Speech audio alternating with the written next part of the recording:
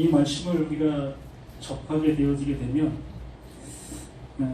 언뜻 그 생각나는 그 음식들의 모습들이 있을 거라고 봅니다. 우리가 즐겨 먹는 이 선짓국 또한 뭡니까? 순대. 대표적인 음식이 피로 만든 음식이지요. 그래서 이 말씀을 우리가 듣게 되어지면서부터 또 그걸 안 먹어지게 되는 그러한 사람들도 없지 않아 있어요.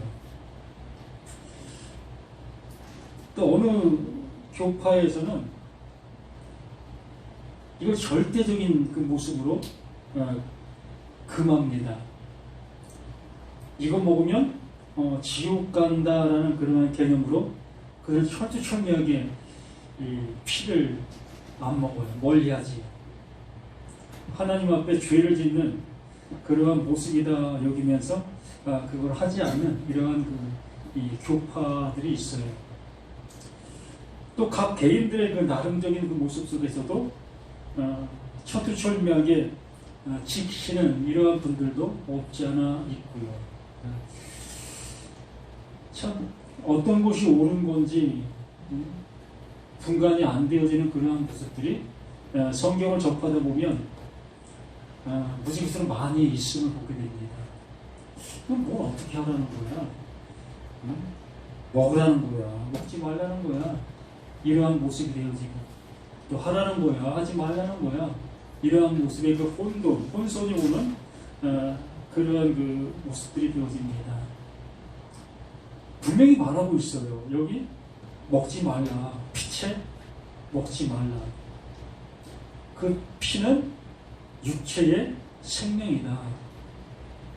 그러므로 그 피를 먹게 되어지는 자는 그 죽임받은 그 존재의 모습으로 되어지게 되는 거다.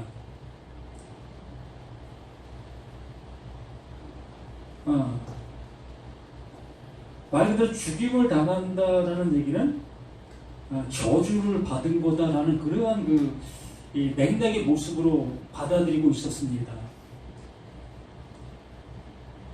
이렇게 죽든 저렇게 죽든 이게 저주라는 그러한 개념의 모습으로 이 죽음을 생각했던 그러한 모습이었지. 그러므로 저주받아 죽은 그 육체의 그 피를 먹는다는 것은 그 저주를 먹는다라는 그 표현이거든요. 그러므로 그 피를 먹는다 상상도 할 수가 없었던 겁니다. 이 시대 속에서는. 그래서 안 먹었어요. 근데 또 예수님께서 뭐라고 얘기하셔요? 요한복음 6장에서 말씀해 주시는 말씀에서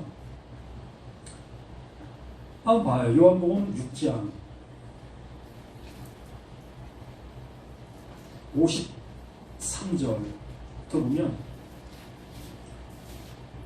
그 구약엔 그렇게 피를 먹으면 저주받은 거다라고 이렇게 말씀을 해 주셨는데도 불구하고 그 예수님께서는 피를 먹으라라고 이렇게 말씀해 주시고 있습니다.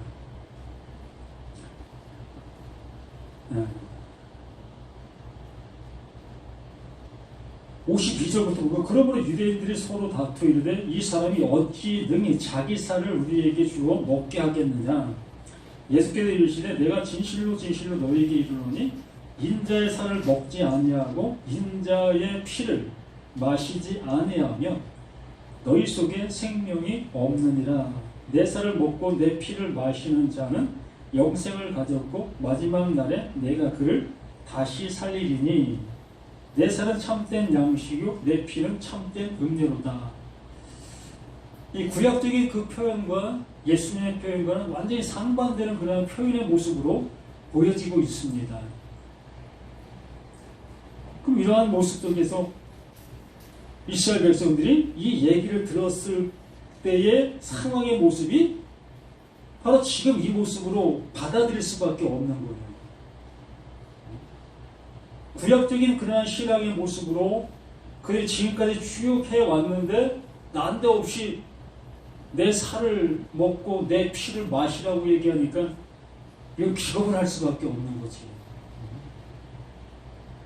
감히 메시아라고 하라고 온 그가, 또 그리스도라고 얘기하는 그가 어찌 이러한 얘기를 우리에게 할 수가 있겠느냐. 이건 말도 안 된다. 그렇기 때문에 그 예수를 향해서 귀신 들린 자다라고까지 할 수밖에 없었던 겁니다. 당연한 거 아니겠어요? 내가 알고 있는 것은 하나인데 그 예수는 둘이라는 그 표현으로 하고 있으니 어찌 이걸 받아들일 수가 있겠느냐는 거지. 그러나 이 예수는 그 하나를 바르게 지금 얘기해주고 있는 거예요. 이스라엘 백성들이 피를 먹지 말라라는 그것을 지금 행하고 있는 것에 대한 답을 그 예수님은 지금 하고 있는 것인 것이죠. 못 알아들으니까 문제가 되는 거죠. 자, 짐승이든 사람이든 이 죽임을 당한 그 상태가 저주가 내려진 그 상태의 모습으로 인지하고 있었다고 했습니다. 그렇기 때문에 그 피를 먹는 자는 그 저주가 함께 가해지게 되는 그 모습. 그러면 예수 자신은 어떤 존재로 왔어요? 깨끗한 존재로 왔잖아요. 아주 쉽게 얘기하는 거예요. 깨끗한 존재로 왔기 때문에 예수의 살과 예수의 피를 마시면 당연히 나도 깨끗한 존재가 되는 거예요. 지금의 모습, 상대적인 모습에서 상대적인 모습으로 얘기를 하는 거예요. 너희가 내 피를 마시면 깨끗해지는 거야. 그 저주받은 짐승의 피, 이걸 마시면 너희가 저주받는 그 모습이 되듯이 깨끗한 나의 피를 마시면 너희도 깨끗한 자가 되는 거야. 이게 완전히 역설적인 그 모습으로 답을 얘기해주고 있는 거예요. 그러면 그 음식은 말 그대로 음식이었다는 겁니다. 그 음식을 가지고 죽고 사는 그러한 모습으로 그들을 인지하고 그걸 지켜왔던 그 모습이었던 거고요. 그만큼 이스라엘 백성들의 그 행하는 그 모든 모습들이 터무니없는 그 모습으로 행하고 있었던 그 모습이라는 거지. 그러므로 그 예수님께서 이루시고 행하신 그 일들 또한 터무니없는 모습으로 너희들에게 적용될 거야. 그 얘기잖아요. 믿음이 바로 그런 거라는 거예요.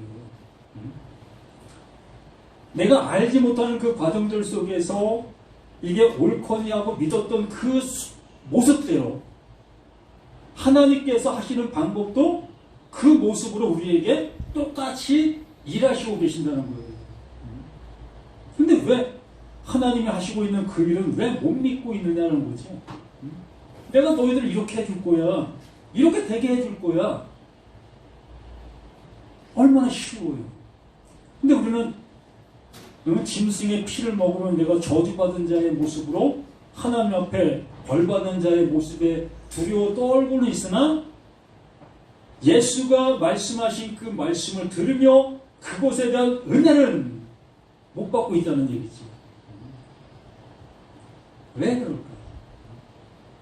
그만큼 이 많은 세월 속에서의 교훈, 그것이 무섭도록 우리들에게 이러한 모습으로 나타나는 현실의 모습이라는 겁니다. 자, 내가 반드시 너희의 피, 곧 너희의 생명의 피를 찾으리니 짐승이면 그 짐승이요 사람이나 사람의 형제면 그에게도 그의 생명을 찾으리라. 이렇게까지 말씀해 주셨기 때문에 감히 어찌 그 하나님의 말을 무시할 수가 있었겠느냐는 거예요. 당연히 이 모습대로 우리는 행할 수밖에 없었던, 우리가 이 시대 속에 태어난 우리라면 우리라고 뭐 별다른 그 모습으로 갈 수 있었겠습니까? 당연히 이 말씀의 모습대로 할 수밖에 없었던 것이 우리들의 모습 전체 다였던 거지요. 그래서 레위기 17장 10절에서 14절의 말씀을 보면 이스라엘 집사람이나 그들 중에 거류하는 거류민 중에 무슨 피든지 먹는 자가 있으면 내가 그 피를 먹는 그 사람에게는 내 얼굴을 대하여 그를 백성 중에서 끊으리니, 이러한 무서운 그 말씀을 해주고 계시는데 어찌 그 피를 먹겠습니까? 육체의 생명은 피에 있습니다. 내가 이 피를 너희에게 주어 제단에 뿌려 너희의 생명을 위하여 속죄하게 하였나니 생명이 피에 있으므로 피가 죄를 속하느니라. 그러므로 이러한 방식의 모습을 그 하나님께서 이스라엘 백성들에게 알려주시고 그렇게 하라고 말하고 있었던 거예요. 그래서 우리들의 생각 속에서 어린 짐승, 염소 같은 경우에는 무릎에 이 털이 나지 아니한 상태에 있는 그 상태, 이러한 상태에 있는 그 짐승들은 깨끗한 짐승이라고 여겼습니다. 하나님은 그렇게 여기게 했어요. 그냥 어린 짐승, 그러한 것은 깨끗한 짐승이다. 그러므로 너희들은 그 깨끗한 존재가 아니기 때문에 너희들이 이렇게 죽임을 당해야 될 그 상태다. 그런데 이 깨끗한 짐승을 너를 대신해서 죽게 되어지게 되면 너희들의 죄가 속함을 받을 수 있게 될 거다. 이걸 가르쳐 주는 거예요. 그래서 이렇게 하라고 했던 거고. 그래서 이스라엘 백성들은 이 일을 너무나 지속적으로 잘하고 있었던 겁니다. 이것만을 고집하고 있었던 거예요.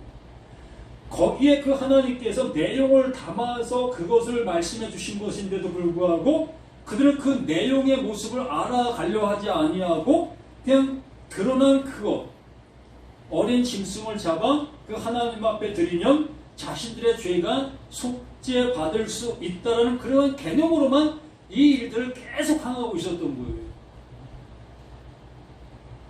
이렇게 행하는 그 모습 속에서 짐승의 피를 그들은 멀리할 수밖에 없었고, 이러한 신앙의 모습으로 나아가고 있었던 겁니다. 레위기 17장 14절에 모든 생물은 그 피가 생명과 일체라. 그러므로 내가 이스라엘 자손에게 이르기를 너희는 어떤 육체의 피든지 먹지 말라 하였나니 모든 육체의 생명은 그것의 피인즉 그 피를 먹는 모든 자는 끊어지리라.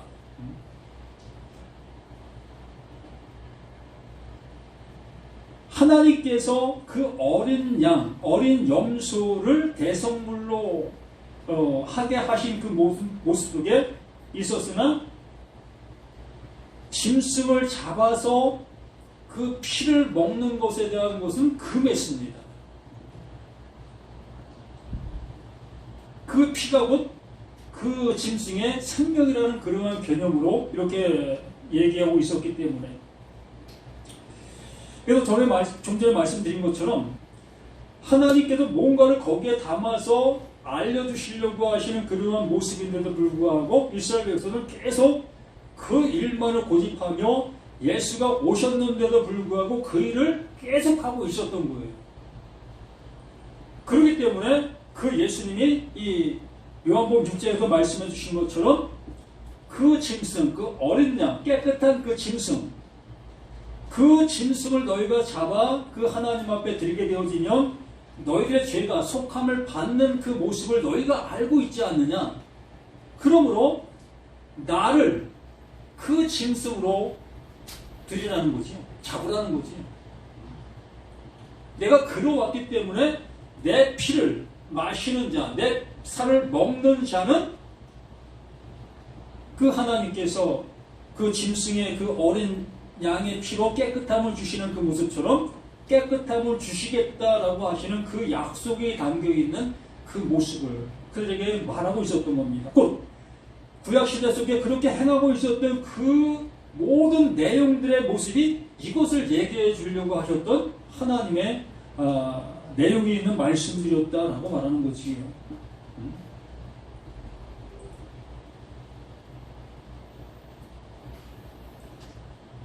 또 요한복음 6장 54절에서 내 살을 먹고 내 피를 마시는 자는 영생을 가졌고 마지막 날에 내가 그를 다시 살리리니 내 살은 참된 양식이요 내 피는 참된 음료로다 라고 말할 수가 있었던 겁니다. 그리고 내 살을 먹고 내 피를 마시는 자는 내 안에 거하고 나도 그의 안에 거하나니 살아계신 아버지께서 나를 보내심에 내가 아버지로 말미암아 사는 것 같이 나를 먹는 그 사람도 나로 말미암아 살리라. 바뀌어지는 겁니다. 이 생명이 바뀌어지는 거죠. 그래서 통일교에서 그 피가름이라는 그러한 일을 행했던 모습이 이 말씀의 모습에서 행했던 거예요. 어떠한 하는 그 일이었던 건데 하나님의 말씀을 어떠한 자신들의 어떤 방편의 모습으로 그걸 사용했던 그 모습이었던 거지. 피가름이 만났다는 얘기예요. 내 피가 다 쏟아지고 그 예수의 피로 바뀌어지는 거예요. 내 피는 시한부적인 그러한 존재의 피지만 예수의 피는 시한부 존재의 피가 아니라 영원한 생명의 피기 때문에 이렇게 바뀌어지는 우리들의 모습이 되어졌을 때 이제 우리는 영원한 존재로 살아갈 수 있는 그 모습이 되어진다라고 말하는 겁니다. 그래서 이 창세기 9장의 그 말씀을 통해서 요한복음 6장의 이 말씀들로 우리에게 답을 주시고 있는 그 모습인 겁니다.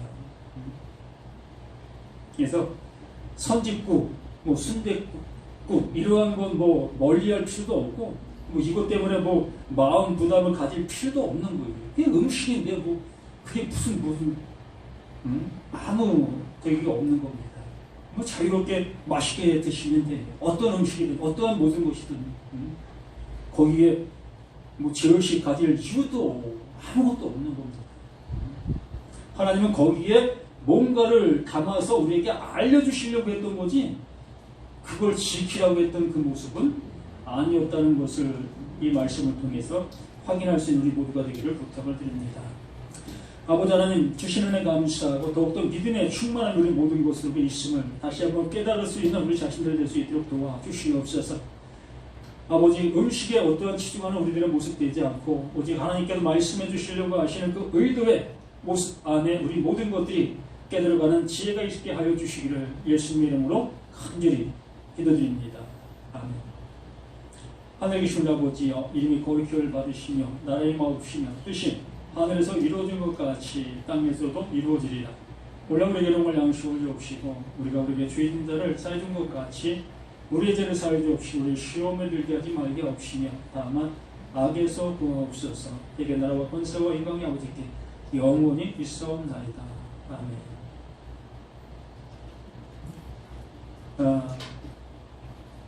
주기도문을 한 일주일 동안 묵상 한번 해보세요. 이게 무슨 말씀 하시는 걸까라는 그 마음 갖고 묵상해 보셔서 그 안에 새롭게 알려주시려 하시는 그 하나님의 뜻을 발견하시는 우리 모두가 되길 부탁을 드립니다.